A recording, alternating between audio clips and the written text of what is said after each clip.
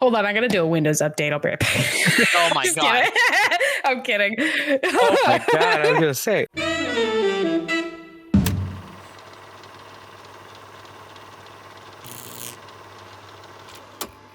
Hello, cinephiles, and welcome to Silver Screen Sips, a podcast where three idiots talk about movies.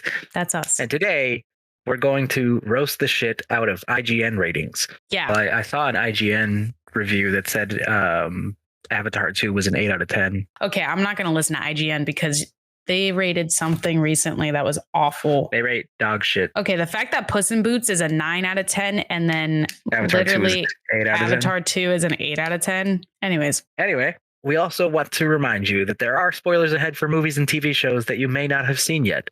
So just know that you've been warned. In today's episode, we will be talking about The Lost World, Jurassic Park, otherwise known as Jurassic Park 2. Yeah, I don't understand why this is the only one that has a name. I don't know. Is there a reason? There's a reason. Our facts guy has a reason for us. Yes. The second book is called The Lost World, and Steven Spielberg There's was a like, book? Yeah, it was based on a book. Oh, I did not know that. Both of Isaiah, them, why hasn't this been in your facts? because it's very well known that the book and the movie coincide. I thought Steven Spielberg just was a genius. No, I mean, well, we referenced in the original. Last time. Yeah, I didn't know who that was. He's the author of the book. I didn't know that. I was just like, oh yeah, here's a dude I don't know. No, God. see, and also we referenced the original book for the original Jurassic Park because we were talking about the difference in the character for the older guy. What was his name? Hammond. John Hammond? Yes, Hammond. His character versus like in the book versus character in real life. When did we talk about that? At the very You end. just don't listen to Lou. I'm sorry. Yeah. I'm pretty sure you. I thought you asked us what we thought about having John Hammond, like how he was in. I said, what did you think? Like, do you think he's a bad guy? And then Isaiah said, no, I think he just had like good intentions, but a bad way of going about it, basically is what he said. And then you're like, yeah, I agree. You might have mentioned the book, and I just didn't. Not even so much the book, because I didn't read the book. I just mentioned like, oh, like Hammond's character is completely different in the movie, because in the book he's like a ruthless asshole. Maybe it just didn't click. I'm homeschooled. All right. Anyway, the answer to your question. So Lewis, or Isaiah. It's based off a book. The second book is called The Lost World, and the Universal Studios thought if they make a movie called The Lost World, they're going to think that it's not related to Jurassic Park. So they said we had to call it Jurassic Park at the end, and it was tacked on. Yes. So why didn't they do that with the third one? It's called Jurassic Park 3. Yes. I'm saying, But why didn't the third one get a name? Because, well, we'll get to that. But I'm pretty sure it's he doesn't know. I don't know yet. Yeah, I don't know yet. But Okay. I guarantee you it's probably going to be because Steven Spielberg said, that's enough dinosaur movies for me. And they wanted to milk the franchise, and they didn't have an idea. They're like, the second one did so bad. Maybe, you know what it was? The title. Let's change it. You know what it was? It was the fucking time. It actually made a lot of money. Yeah, it did actually. I'm sure for the time, yeah. But since we've Anyways, we've already derailed very intensely from our intro, I also just wanted to bring us back and let you know that we have a word from our sponsor, Shaker and Spoon. Shaker and Spoon is a monthly subscription service that gives you bar quality recipes and ingredients designed by award-winning mixologists. If you would like to sign up for your own subscription, head over to shakerandspoon.com and use our promo code SIPS10, that's SIPS 10, to get $10 off your first subscription. Again, that's promo code SIPS, the number 10, to get $10 off. Thank you so much, Shaker and Spoon, for, being who you are, because I think it's a wonderful thing to introduce the world of mixology to casual enjoyers like ourselves. Yes. Also, I really felt like that last line, Lewis was really yelling at me, and I got scared. I'm so sorry. It'll really stick in my brain, that's for sure. You know what else is gonna stick in our minds? What? These headlines. Oh, what a segue. What a segue to This Week in Hollywood. Okay. So, this week in Hollywood, Johnny Knoxville, the man we all know for his pranks and stunts on Jackass, has now found himself in the midst of a lawsuit. Woo! Lawsuits, baby! Isaiah's listening. God damn it. After trying to prank a repairman, Khalil Khan, who was expected to be taking part in a simple repair job, Mr. Khan alleges that he was instead threatened with assault, faced with horrific scenes, had his vehicle towed, and was then warned that they would be turned over to the police for drug possession. Johnny Knoxville then arrived to inform him that it was all a prank. However, Just a prank, bro. Mr. Khan clearly did not find any of this funny and alleges that he was traumatized by the experience and has gone on to sue Mr. Knoxville. This is not the first lawsuit against Johnny Knoxville, as he was previously sued over Jackass Forever. But perhaps this will open his eyes and he'll learn to just target the people that actually signed up to be part of his pranks. Yeah. And now here's Isaiah with the weather. It's windy out here. The wind is really windy. Anchorman, thank you. It's that time of year again, and the Golden Globes are quickly approaching, with the event premiering on January 10th, 2023. The awards are... What? Why? What's wrong? I'm just screaming. Golden Globes! Golden Getting excited. The awards honor the best TV and film of 2022. Here's a short list of the top nominees. Best Drama Motion Picture nominees: Top Gun Maverick, Fabelmans, Elvis, Avatar: The Way of Water, which I'm kind of don't understand since it hasn't come out yet, and Tar. For Best Actor in a Drama Film, Hugh Jackman in The Sun, Brendan Fraser in The Whale, Austin Butler in Elvis, Bill Nye in The Science Living. Guy? Not that Bill Nye. It's Davy Jones. Yes. Bill Nye, the Science Guy. Bill. Science. For Best Actress in a Drama Film, Cate Blanchett in Tar, Olivia Colman in Empire of Light, Viola Davis in The Woman King, Ana de Armas in Blonde, and Michelle Williams in The Fabelmans.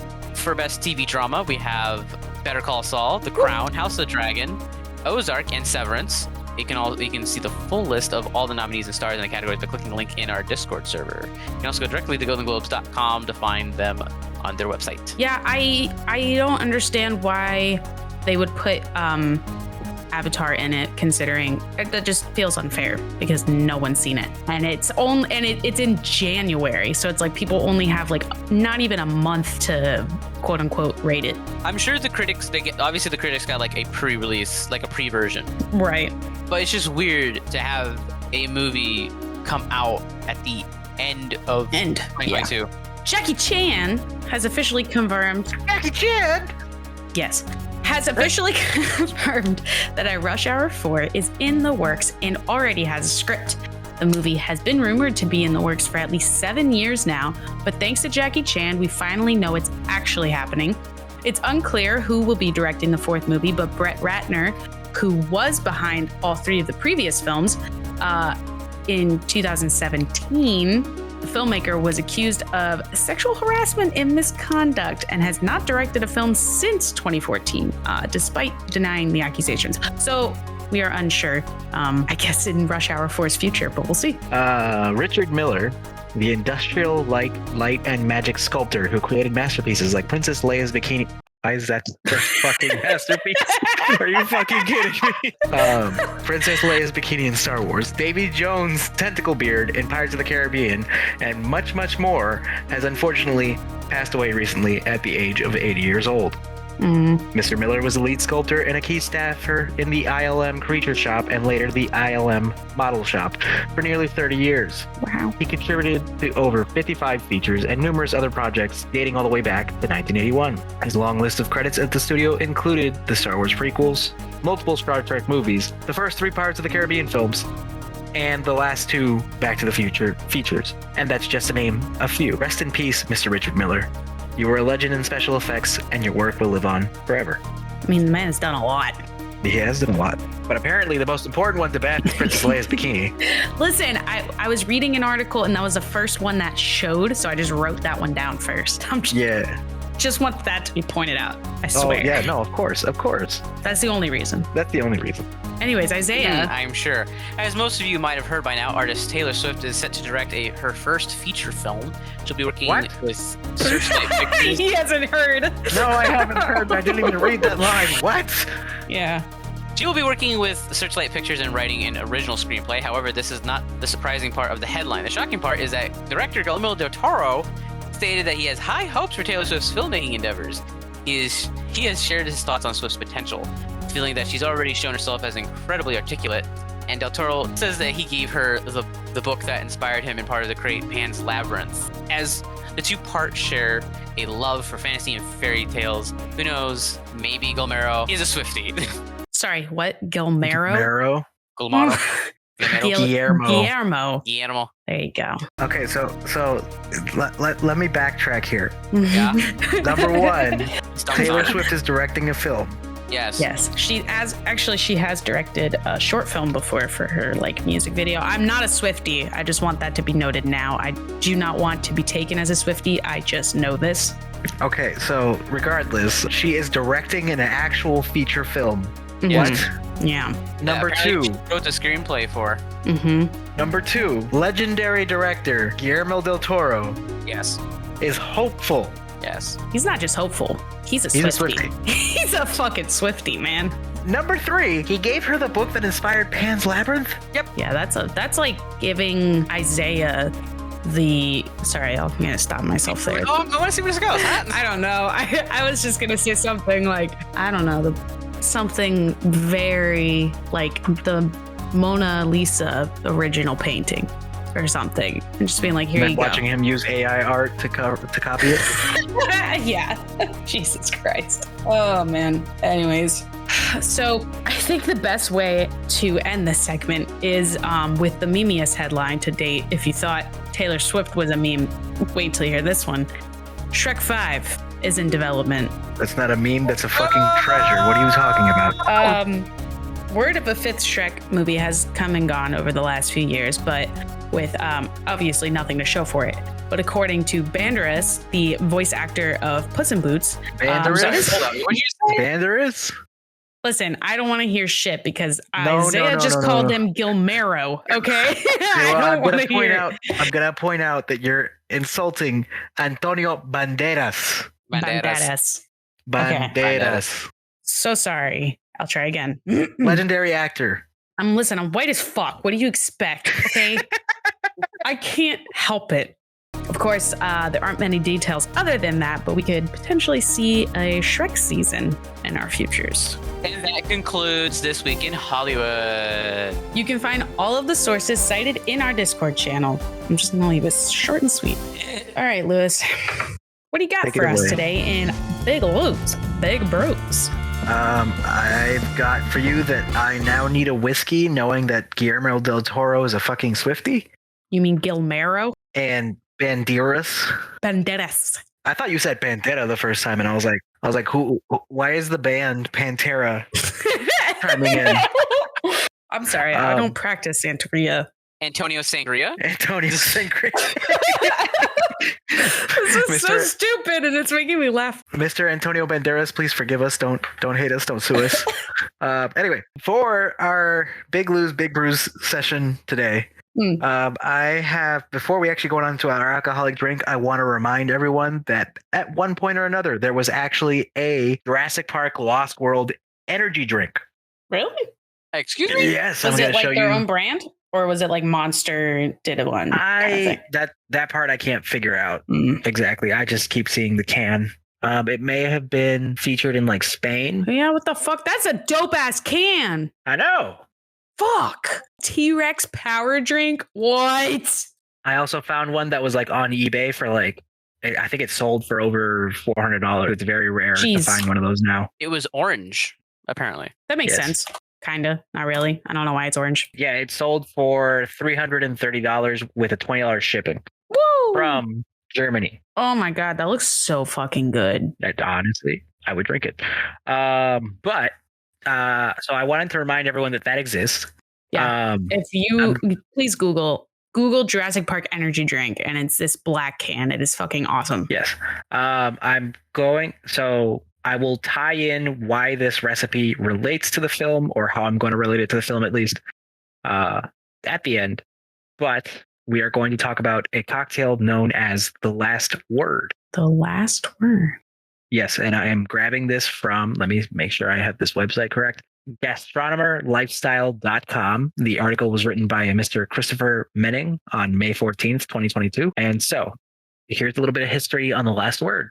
The Last Word is a delicious pre-prohibition cocktail with a heavy blend of sweet, sour, and herbaceous notes. The drink was created by famous monologist, I didn't know that was a word, Frank Fogarty, at the Detroit Athletic Club in 1915. Frank was practically a stand-up comedian of that era, and the recipe name is a nod to his performances. Head Saucier, I guess, published the last word recipe in his 1951 cocktail book, Bottoms Up.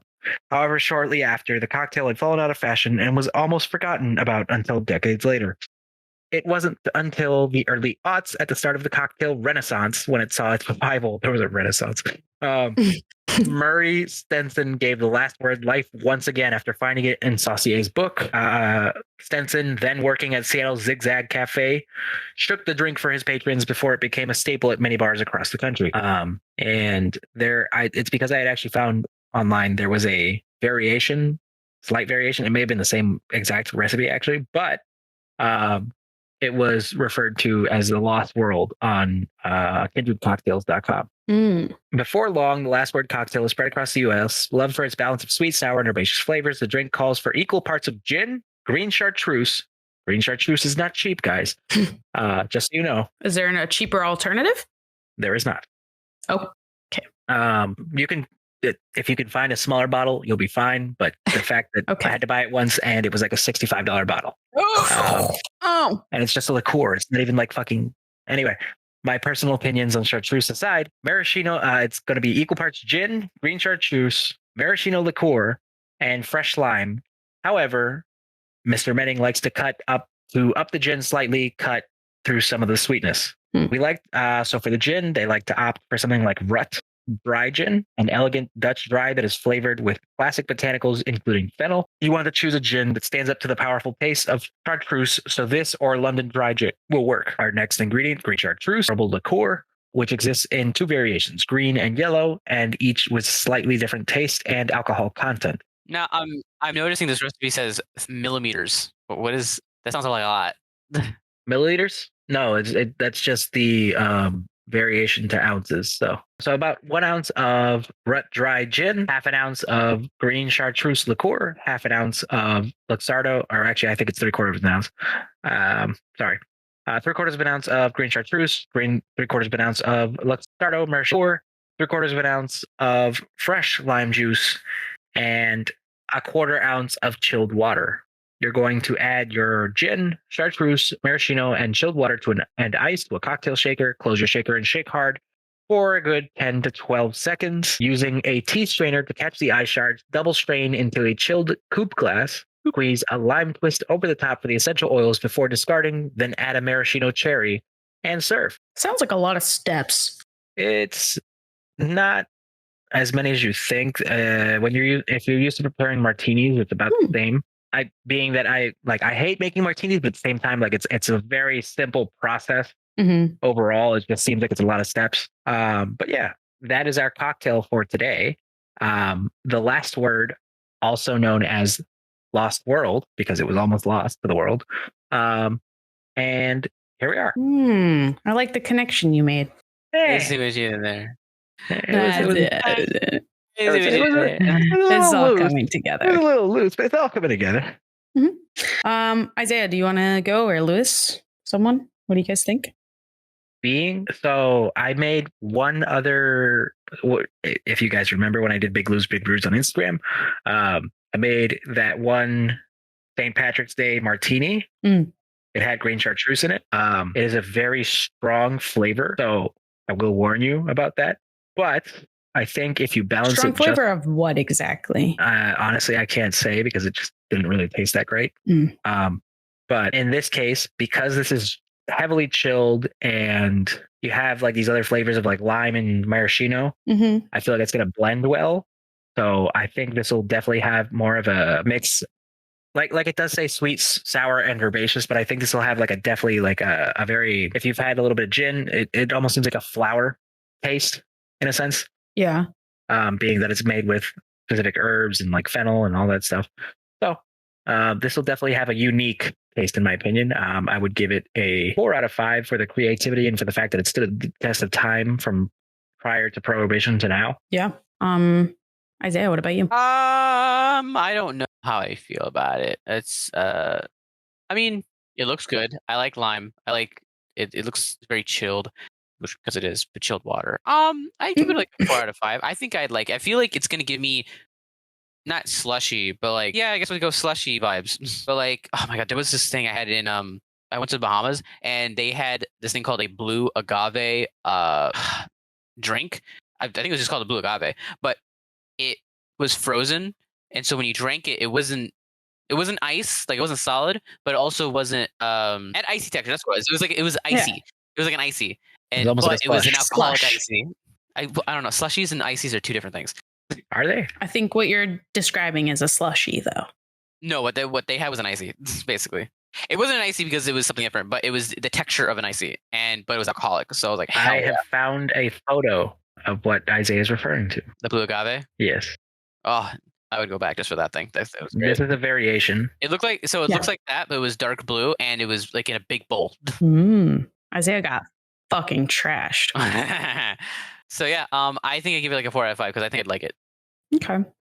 I think I want to give it a 4, but I think I'm going to give it a 3.5 just because, oh, fuck it. I'll give it a 4. It sounds good. I mean, I'm in a good mood today, so I'll give it a 4. I love maraschino. So having a liqueur like that sounds divine. The lime and the gin, can't go wrong with that. Haven't tried chartreuse, not sure what it's supposed to taste like. I've heard it's like kind of on the mintier side. Which also, it just sounds like a refreshing drink overall. So, yeah, 4 out of 5. Cool. Well, thank you, Lewis, for an amazing drink yet again. Thanks. I appreciate that. Yeah, don't mention it. Really, you shouldn't. Wow. Shut up. Really don't, because I'm not doing Shut it the again. fuck up. Oh God. So now here we are with our not so much question of the day, Yeah. but Oh no, we're back back. to dinos. We're back to D&D. Cue the music. So, if you weren't here last time, we've been playing Dungeons and Dragons, but dinosaurs and dinosaur style. A little bit different than, it's pretty similar to normal D&D, but just super simplistic and dumbed down for us to understand. So, in the last episode, Isaiah and Lewis were the first two to go against each other. Lewis fought his Ankylosaurus against Isaiah's Triceratops. Yes. And Isaiah lost. I got my ass hit. Brutally lost. And so then it was on to the next round, and Lewis went with his same Inko against my pterodactyl, and he lost, but not by a lot. He almost looked like he was gonna win at first, and then she wrecked and me. then I got him in the last round. Yeah. So now the boys are going to roll to see who will fight my pterodactyl Boys are back in this round. Boys are back in town. Oh no. Boys are back there. Now my pterodactyl has how much health left from the last 29. 29. So you do have an opportunity here to use your potion, your heal potion. I do. I am not going to. It's not going to. Wow. Okay. So it's me versus Lou. Whoever gets the highest number goes against her. Yes. Correct. All right. Yes. Isaiah has the die. Here we go. A 16. For who? For her, Isaiah or Yeah, Lewis? no, It's for Lewis? Okay. So I think It's a pretty high number, Lewis. Yeah, I have a feeling Lou's gonna end up going first. It's higher than my IQ. And he would because I have a 7. Okay. Lewis is coming back to kill me. Get All her right, for Lewis. me. Get her for me. Let's go. Lewis, which one of your dinosaurs do you want to use? I'm going to use my Stegosaurus. I am a Stegosaurus. Oh god. All right. So I guess I will go. Who should go? I guess should we do Pokemon style? Whoever gets challenged, right? Well, I guess. So I guess Lewis is technically challenging me, so he should get to go first. Okay, sure. All We're right. mixing all the games today. Sure. Pokemon D&D. Let's get it started. Okay, let's go. Isn't that what Pokemon is? Just Dino D&D? Fuck yes. All right, what's Lewis's roll? Lewis is a 11. Oof, that is a hit. Fuck. Okay. That is a hit. So you're using a Stego. 10 damage done to my pterodactyl. So I'm now at 19 health. Great. Oh, Wait, no, wouldn't it be? I thought it was like 11 plus 4 is 15, and then so it's 11 damage. It's just minus What? 4 again. It was strength 3, speed 4. Right, and her speed is minus 4, correct? yes. I'm doing the math in my head. 15 minus 4 11. is 11. Yeah. Oh, you're at 18 health. Jacob just turned the lights to red in the room. He knows your health level right now. He knows Yeah, your you're on low health. Be-doop, be-doop, be-doop. All right, let's see. All right, if, 18 health. Let's see if she can get a nat 20, huh? If she gets a nat 20, Come wait, on. Come on. it's a 15. Okay. Why the fuck not? Plus 3 for strength. So that's a whopping 18 yes. Ooh. to your Stegosaurus. That means I am at 32. 32 health. 32 Owie. health to 18. All right, Lewis, let's see what you got. Da, da, da, da, da, da, Oh, da. it's an 18. Fuck. Ooh. All right, I'm dead. I'm already dead. No, I'm not. Hold on. Yes. You have exactly. No, 18. It's hold on. exactly- 18 plus 4 is 22. It's 22 Minus my 4. 4 is 18. You fucking cunt. Okay. Lewis wins this round. Fuck. I should have used my heal. Damn it. All right, Lewis, do you want to use yours? You have 32 health. Nope. I'll hang on. All right. So Lewis is officially at 32 health with his Stegosaurus, which means, Isaiah, what are you going to use to fight? I'm using my Spinosaurus. His Spinosaurus. Doesn't roll off the tongue. It doesn't roll. Yeah, it doesn't work. All right, since you are challenging Lewis, Isaiah, you get to go first. Let's go. Your stats are super close. It's a 1. God damn it. Isaiah, get your shit together. Yeah. All right. And Lou gets a 6. Oh no. Hold up. It's a 9. Never mind. Well, that hit. Still miss. It's a 9. Still a miss. Still a miss. Anyway, Hold on. hold on. I get a 12. Let's go. Oh. All right. Okay. Are you faster? You are. You By get 1. 16 damage. Wow. Oof. I'm at half health. Damn. Let's go. Let's go. All right, Lewis, what are you doing? Let's see. Lewis is missing with a 6. Oof. Fuck me. Isaiah's at full health still. Damn. Finish him off. Lewis, Yes. I'm sorry. It's a 14. Big Are you oof. sure it's not? And you just imagine the 1? I'm sorry. Unfortunately, the 4 is on the left of it. On the left, so it's a 41? No, it's a 20-sided die. I'm saying the 4 is on the left of the 14. Oh, I see. Alrighty, Stego has got to go. Ayo. No. Wow, Isaiah is full health. What the fuck? I am full health. Shit. I am full health and have won the tournament. That was really This was- fast. Yes, this was a lot faster than last week. I kind of want to do another since it was quick. I mean, Isaiah? It's up to you. Fuck it. We ball. We ball. What do you got? Spino? Right now? That's what you're using? The Spinosaurus. Fuck it. You have full health. Shit. Okay, hold on. Let me think. Oh, okay. I'll use my Allosaurus. I'm gonna get rid of you. This is such a risky thing because all I'll have left is my Velociraptor if I get killed. Okay. It is time. Is it too late to switch? Can I change it to the Velociraptor? The Pokemon is on the field.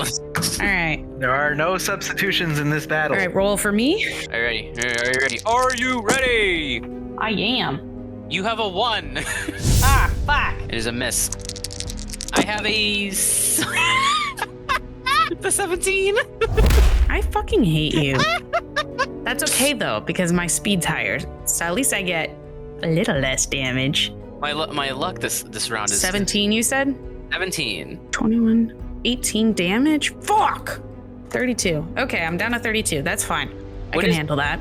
What is a 20? We haven't established rules for a 20. I don't know. All right. You Anyway, get 20 damage. We'll cross Here we that go. bridge when we burn it. All right. Ooh, you get a 17 this time too. Oh, wow. 17. Oh man. And I get to do more to you. Whoa. Oh. Oh. Oh. Oh. Oh. 17 plus the 4 is 21 to Isaiah.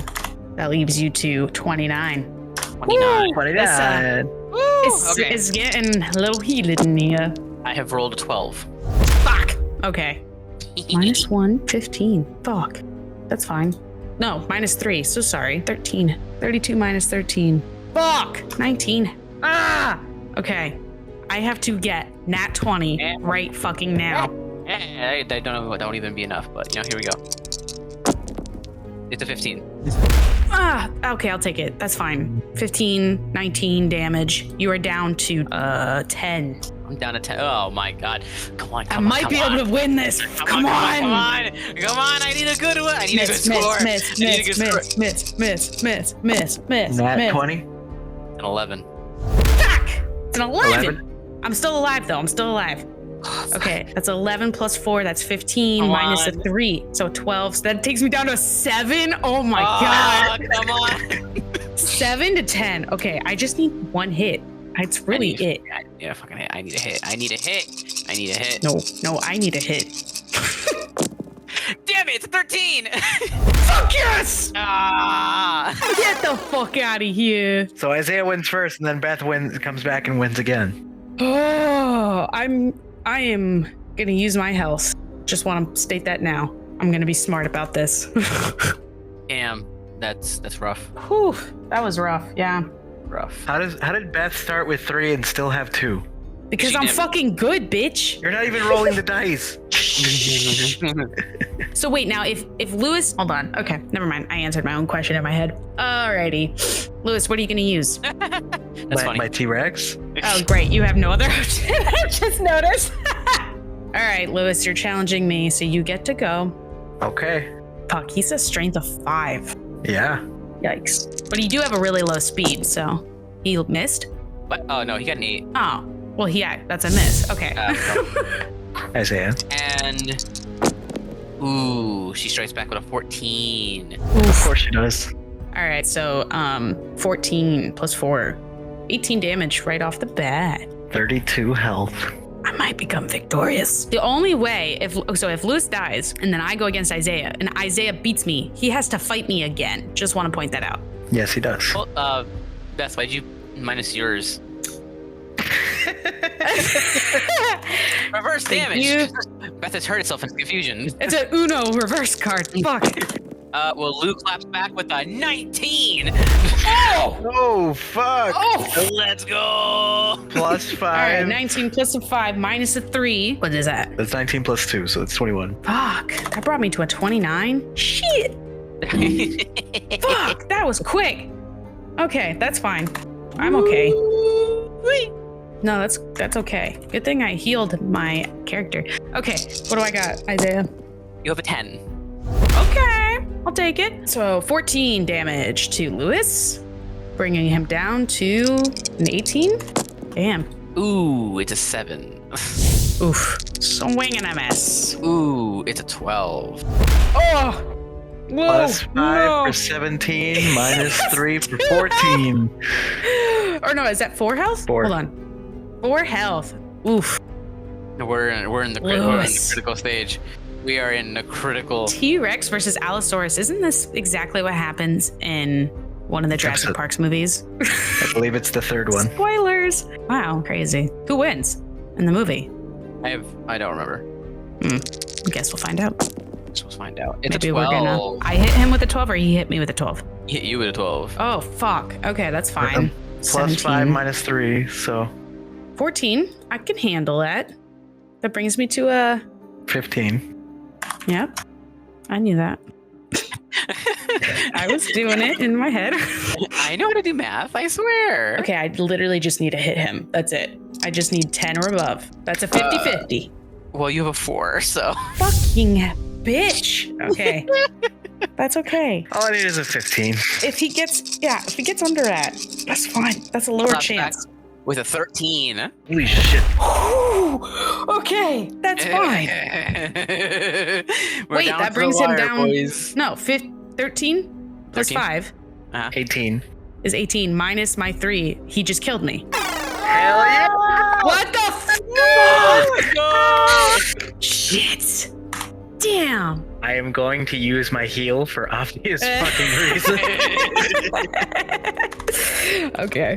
Fair. Oh, man. Damn. All right. So in the next episode, we will be able to have one last bracket. Yeah, we have the T-Rex left in the ring. We have the Velociraptor and the Brontosaurus. I mean, his stats aren't terrible. He's just really fucking slow. Oh, man. I mean, technically, he would be the one to crush the Velociraptor because he's huge, but... Fair. All right, so Lewis and Isaiah will be going next, correct? Actually, just be the three of us. It'd be literally the ending bracket. So I think we just roll for whoever gets to fight who first. Yeah. Oh, I was going to just say you two, and then whoever wins goes against me. Who has the most wins? Beth. Crap, you're right. Okay, well. All right. Well, that was intense. My heart's racing a little bit. Okay, it's gone now. Let's continue. Okay, it's gone now. Alrighty. Isaiah, you got any fun facts for us today? I do. I have a few. All right. Let's get into some facts. Now, Steven Spielberg wanted to make a sequel based on the embryos that were lost in the first movie in the Barbasol can. Barbasol can. Barbasol. But Michael Crichton wrote the second book, and Spielberg decided he was going to follow that plot instead. So there was plans to make a sequel based around just the embryos. Mm. I'm not sure what the plan was, but that's what he wanted to do, and it didn't happen because Michael Crichton ended up writing a second book instead based around dinosaurs. So he was like, okay, we'll do that instead. Now, the Stegosaurus was made to be very prevalent in this film because Steven Spielberg received many letters from children about how their favorite dinosaur wasn't in the movie enough. So he brought it back and put it very prominently in this movie. I am a Stegosaurus. Yeah, so he made it a kind of them more prevalent. Literally like, yeah. Oh yeah. They have probably the most screen time. That's a lie, but maybe second. Now let's get into some audio stuff. Our very favorite man, Gary Rydstrom, our audio engineer, sound designer. So to simulate the baby T-Rex, they recorded a baby camel after removing. Yeah, so they removed the baby camel from its mother, and so the wailing sounds the baby T-Rex makes is actually of a camel wanting its mother. Aww.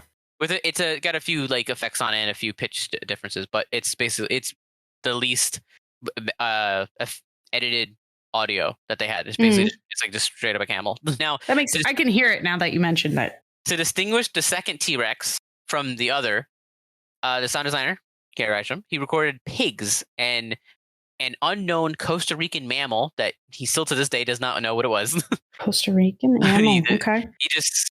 It was just some random Costa Rican mammal that made a screeching noise that was similar to the baby elephant that was from last. Yeah, so he couldn't recreate the baby elephant, obviously, because it's very unique and they never was able to figure it out. Yeah. So they used the screech of of pigs and an unknown Costa Rican mammal to create the screeching noises, and that was the underlying tones for the second T-Rex, so that you would be able to distinguish the two from each other. Interesting. I wonder what mammal it was. Google's unknown Costa Rican mammals. Yeah. Due to the size and weights of the T-Rex animatronics, they were kept in one single soundstage, and the sets were built around them because they were just so huge. And due to that, and the reason they were so heavy and huge is because they were rebuilt.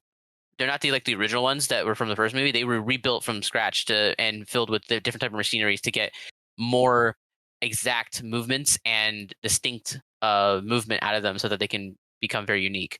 And they both ended up weighing about 9 tons, which is twice as much as the original T-Rex. Are they at least waterproof this time? I'm going to assume so because they didn't have it. So that's it. That's how do you even move them? I'm assuming like a truck and stuff, but it's just like, damn.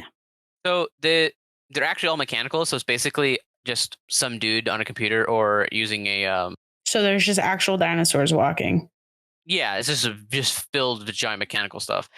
The baby dinosaur. So there was 2 different versions of the baby T-Rex. Mm-hmm. There was one that was attached to where they were like sewing them up and stuff that was controlled by a person and a remote control to kind of simulate the acting of it, wailing and moving around and all that stuff. But it was mostly attached to the table.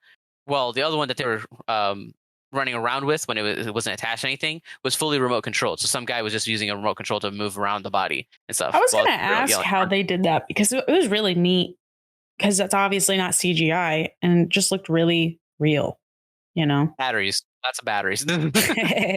Double D's. Wait, is that a battery? It's double A's. Double A's.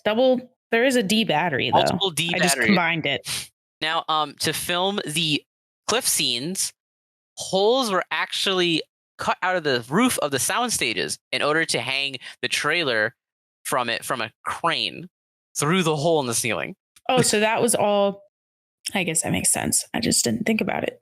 Yeah, so basically, all the interior shots of the crane dangling the trailer dangling off the cliff is basically just a trailer hanging from a crane, but because it couldn't fit in the soundstage, they had to cut a hole through the roof. That's crazy. And then to get the outside shots, they built an entire fake cliff wall and put it next to the parking garage at Universal. Huh. Casual. Yeah, so when you got in from work and when you left work, there was just this big freaking fake cliff wall with a dangling trail on the side of it. Let's see. Most of the people running from around in San Diego when the dinosaur is in San Diego just wreaking havoc is actually members of the crew. So mostly the crew members. One such man is David Koepp, the screenwriter and second unit director. He was the guy who ends up getting eaten by the T-Rex when he tries to run to the store. And he has probably one of the best sound deaths I've ever heard. I remember that noise vividly. Yeah. Yeah, that's the screenwriter. That's great. To give the effect of a T-Rex smashing through the side of a bus, a bunch of pneumatic pumps sucked the wall in. So basically, it was they bought a bus. They were going to simulate it getting crashed into, and in order to do that, they had a bunch of pneumatic pumps rigged inside of the bus, right? Yeah. And so when they needed it, they just would press a button, and then wires would just yank from inside the bus and just yank it inside to give that effect of that something smashed into it. But basically, it's actually beat for the reverse, where something's just yanking it from inside. That's actually really neat. I think it's I don't know enough about mechanics and shit, but sounds cool. Sounds a little scary though, Yeah, I would not want to be around him.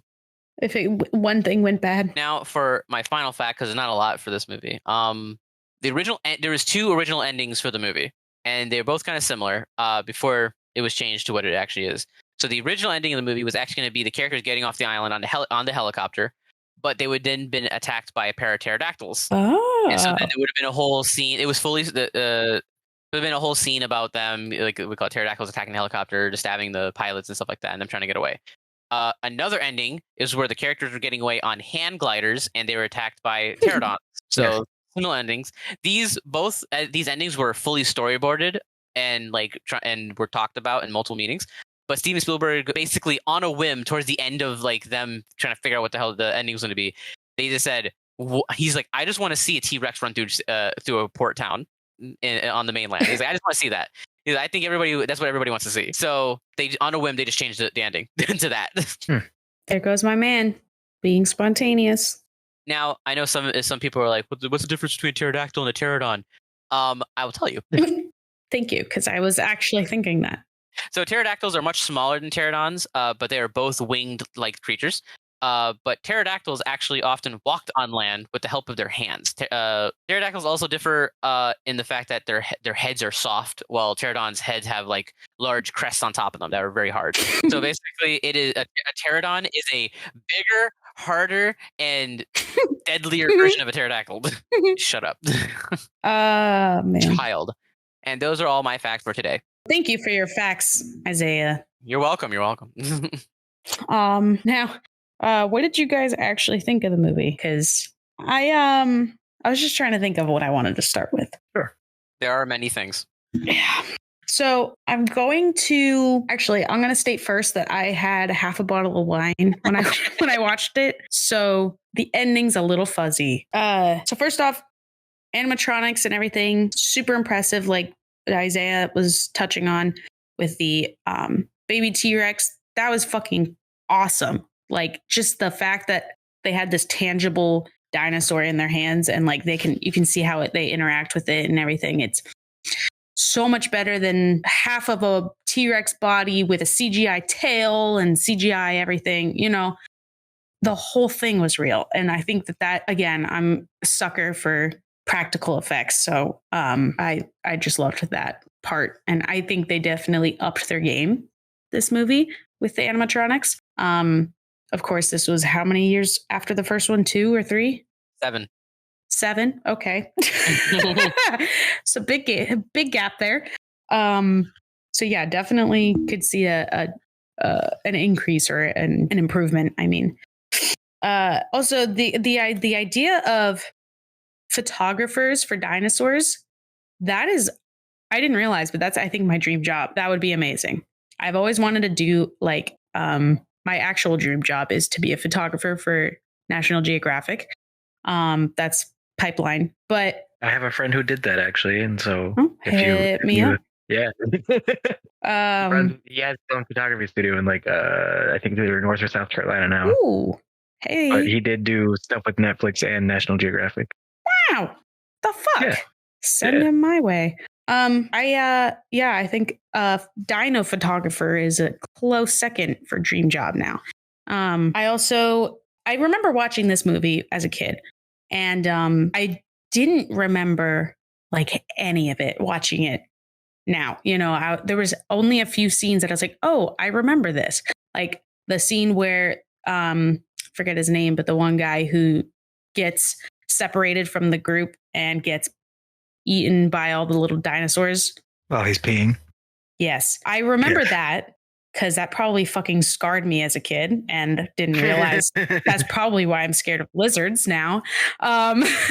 So yeah, that stuck with me. And there was a few other scenes that also I remembered. But I went into it knowing that it had a lot of hate. A lot of people didn't like it. And honestly, I thought it was fine until the one scene. And I want you guys to guess the scene because I mentioned it when I was watching it. I texted and I said, there is one fucking scene that just ruined the entire movie for me. You only said it and it never gave us any context clues. So I still don't know what scene you're talking about. Well, you've seen the movie now. So can you guess what it is? Generally, I cannot because there's so much I dislike about this movie. So okay. Lewis, do you have any? Lewis, do you have any guesses? Well, see, I was thinking it was the one that scarred you for life, but I guess not. No. It's more towards not even the climax, but like the rising action of the movie. The climax, you say? Yes, midnight climax. Operation Midnight Climax. Hey, throwback. No, I actually I cannot think of which one. I'll tell you. Thank you. The scene where the daughter, first off, hate that character in general. Wish she didn't exist. The daughter decides her best way to fight off a fucking velociraptor is to do a bunch of fucking gymnastics and then kick it. It was the stupidest scene I have, and it was supposed to be taken like seriously, and I was like, what the fuck? I was like, yeah, you had me in the first half, and then she does a fucking backflip and kicks a velociraptor, and I was like, well, okay, wait a second now. And it was just so cheesy that, and then from there on, it just went immediately downhill for me. Because like before that scene, I had no notes. I'm not even joking. I think the only note I had was the photographers for dinos. That was my only note. But like I had nothing because I was like, yeah, this is a fine movie. This is straight mid. And then that happened. And then I have like 7 more cons after that because it went bad. Like I said earlier, I hated Malcolm's kid. I don't know what it was about her. I don't know if it was her dialogue, the way she delivered it, or what. I just could not stand her. Kind of wish it was that in her gymnastics. That in the fucking gymnastics. What? Oh, wow. Drunk Bethany's writing is hard to read. Wow. Oh, so obviously it's not as well paced as the first one. I thought the second one I was kind of like, okay, is this almost over? And then I checked and I was like, oh my God, it still has another fucking half hour. Jeez. Like, I think a good place to have stopped it, if they didn't have 3 already written and in mind, a great way to have ended it would just be with the dinosaur roaring with San Diego in the background. That would have been a great way. I thought that's where it was going to end. And I was like, oh, it's going to pick right up with dinosaurs, you know, in San Diego society. Yeah. Like, that's what I thought it was going to be. And then there was another like 30, 45 minutes to the movie. I was like, oh, Jesus Christ. So it just wasn't as well paced for me. It felt like there was moments where it was up, and then there was moments where it was down and up and down and up and down, and there was never a build. It was just kind of all over. Well, what did you say that has something to do with, Dr. Ian Malcolm being a chaotic mathematician? Yes, but no, I'm just fucking around. Don't. So yeah, it was originally gonna be a 3 out of 5 for me, and then all that shit happened, and it became a 2 out of 5. Yeah, so 2 out of 5 for me. It was kind of just exists, Yeah. Isaiah, would you like to go next? I have a lot to say, so I'm gonna let you go first. Okay. I will agree that there are some things not even agree. There are some scenes that I had confused in my mind, like my memory from the 3rd to this one, because I have seen 3 as a child, or like a younger, teenager or something. And yeah, this was not at all how I remembered it to be. Although exactly. The things I did enjoy, at least, was the number of deaths throughout the film. That is the most fucked up thing. I was not expecting. Killing sprees. Yeah. The thing I enjoyed seeing the most was watching the people die. It's more so like for the setting and the story itself. Like it's like versus in the first one, like all these people, you only see like maybe 1 or 2 people die. Yeah. Was it like the lawyer and Dennis and Samuel L. Jackson's character? And you don't even see Samuel L. Jackson's character die. You just see his fucking arm. And the clever girl. Oh, and yeah, the game warden, clever girl. So in this case, I just thought it was like interesting that they kind of amped it up and they showed so many people being pissed off on screen. Whether devoured by or they were by the velociraptor brush. So yeah, I thought it was an interesting twist for them to like kind of step it up a notch in terms of like how violent this movie got. And I also hated Ian Malcolm's daughter. Good. Fuck. It felt so weird watching the scene of like the T-Rex in San Diego, thinking it's like this is not at all how I remember the other film happening. Yeah. And so it was a very like I guess cognitive dissonance is what you could call it in this case, but trying to wipe it from our memory. Kind of. Just not. It's not clicking from what our memory is, and it's uncomfortable feeling. But yeah, Ludlow's death at the end was in itself, like for the storyline, rewarding in a sense. Whose death? The nephew. The nephew who took over InGen. Oh, right. Oh, I was like, what's happening? Peter Ludlow was his character. Yeah. I didn't know that was his name. Yeah, the guy who gets eaten by the baby T-Rex. Other than that, yeah. I will give this a 2.5. Oh, he just can't be with us. No. Gotta be different. I mean, contrarian. I might change my mind after what Isaiah says. I might go even lower. That is true. All right, Isaiah, hold on. Let me just get comfortable. She's stretching. She's preparing. That doesn't sound right, Isaiah. I didn't make it that way. You made it that way. She's presenting. I'm just saying. I needed to hear it. Anyway, I'm gonna, as Isaiah prepares to say this, I'm gonna go find a drink.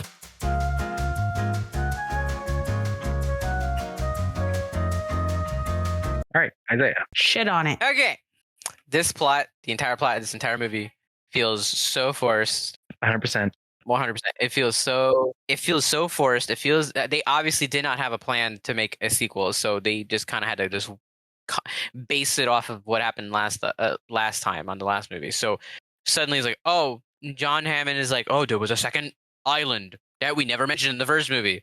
There's here's the backstory. Here's the backstory on why that exists. Here's this other thing on why we're doing this that never existed before until now, and let me do some exposition to you on why it exists. And it was like, all right. If I had to chime in on the absolute shredding of this plot, this feels more like a fucking sad spinoff than it does a sequel. That's what I was saying. Later on, like one of my notes is that it feels like a remake from the future. Yes. How so?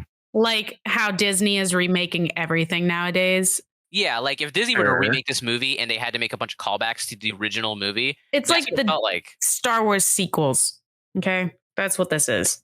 Because okay, so like there's a lot of little things that get referenced back. So the like when the T-Rex is in the forest, right? It hits the ground shakes and there's like a puddle and the puddle starts shaking. You can see the thing. That's a callback to the water in the truck. Instead of just the T-Rex shows up, right? Instead of one T-Rex fighting a car, it's two T-Rexes fighting a trailer, right? It's like the same plot but different enough to be like a reboot, and just enough references to call back the original so that you're like, oh, I remember the first one exists. It's the same plot, but times 2. Yeah. So, and it's just that's what it just felt like a what did I say? It felt like it feels like a half-hearted remake with callbacks to an original, but instead it's somehow a sequel. Fair. Yeah, so they obviously didn't plan for it. I think Roland and his nephew are like comically evil, but it works. Yes. It works because it's funny. with Roland being this game hunter, I do think they fell a little flat on what it was trying to do because he's supposed to be this evil game hunter, right? Doesn't care about the feelings of animals and all this stuff, and is just here to hunt, man's greatest predator. So the fact that kind of just, oh, I don't want to do this anymore, walks away. That's it. It just was okay. Yeah, I think there was a lot of potential with that story plot of like, oh, yes, humans do like have this curiosity and stuff like that, but there's also another side of humans that has a much more dark intention, such as like hunting. And I think they could have done a lot more with that, but they didn't. So to throw in two things here, because I remember seeing it on the Wikipedia and I wanted to pull it up. They describe Roland as a big game hunter who adheres to his own strict moral code rather than like, comically evil or even evil in the first place. He's not supposed to be comically. I just think he's comically evil of just how over the top he was of I'm going to hunt big animal. Yeah. So they try to do this awe-inspiring effect again, which isn't going to work. I don't know why they would attempt it because they have the characters. Oh my god, look, it's that dinosaur. It's a dinosaur. Oh my god, but we've done that before. You can't have the awe-inspiring effect after you've already seen.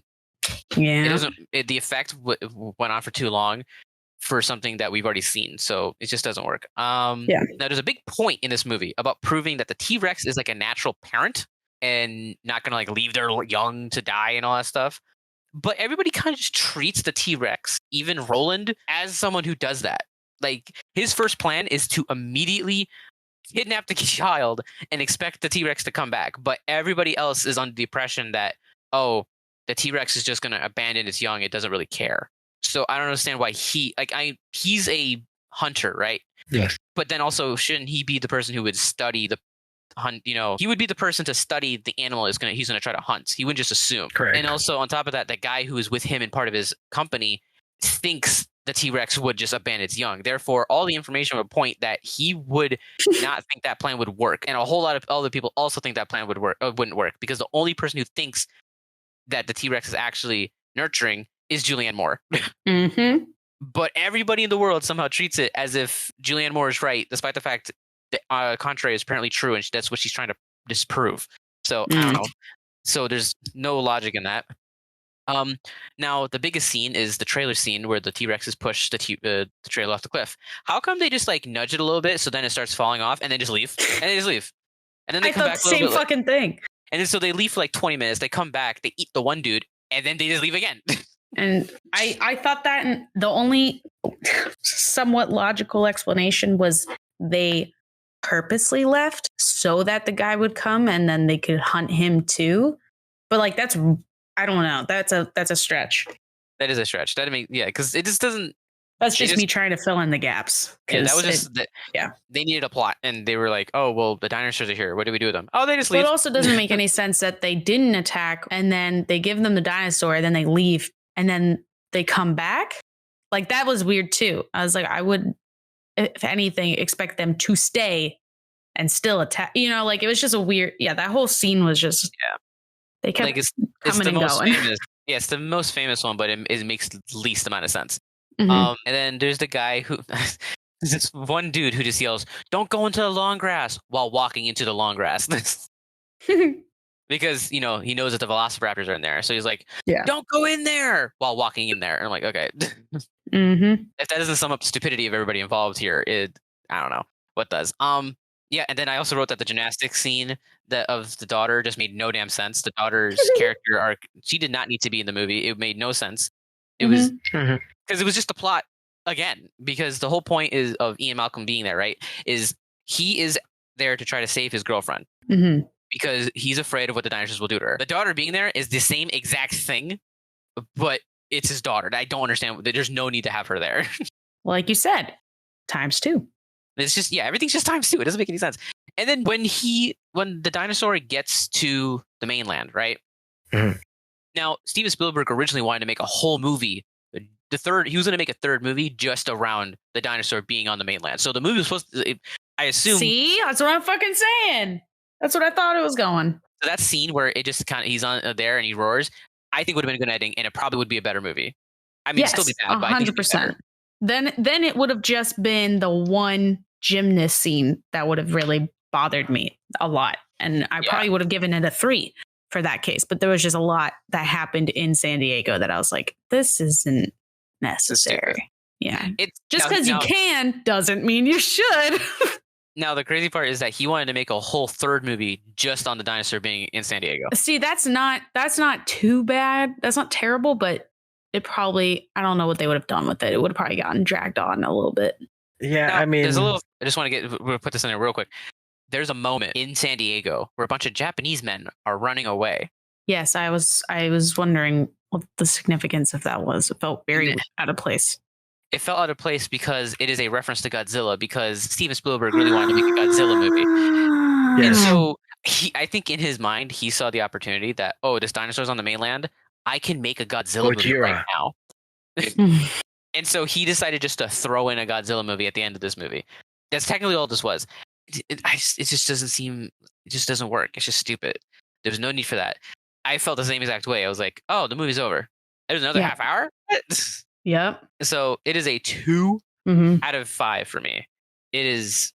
There was a few scenes that I was like, okay, this is cool. This kind of makes sense. But then a lot of the movie was just, this is so dumb and unnecessary and rehashed. So when I was looking at the facts for this movie to try to for behind the scenes and stuff like that, there were people talking about how this is their favorite Jurassic Park movie, and that they're so glad that this one's so underrated. And they're so glad people are talking about it again. And I'm like, no, this is not underrated. No. This is just trash. Yeah. But it's not. But it can't be as bad as the third one. So. Oh really? Oh, I'm excited. I don't remember the third one other than foggy pterodactyls. But we will get into the third one in our next season. I mean, in our next episode. Yeah, see you guys in like a month for that. All right. So yeah, we all pretty much relatively agree. Lewis, do you change your rating at all now after hearing Isaiah, or no? Yes, I do. I drop it to a 2. Unanimously a 2 out of 5. Wow. Look at us all agreeing again. That's crazy. Second time in a row. Look at us. Wild. New streak. Oh man. Well, that's it for today's episode. Remember to follow us on social media at Silver Screen Sips. You can find us on Spotify, iTunes, Amazon Music, Audible, and Google Podcasts now. You can also send us your movie suggestions by emailing us at silverscreensips@gmail.com. Please send in your suggestions so we can have a list of movies to watch for our listeners episode coming up. I don't know when. January. We'll find that out sometime in January. We'll give you the date when we know it. But yeah, we'll see you guys in next week's episode, and we will be diving into Jurassic Park 3. Okay, I'm going to go update my windows now. Oh my God.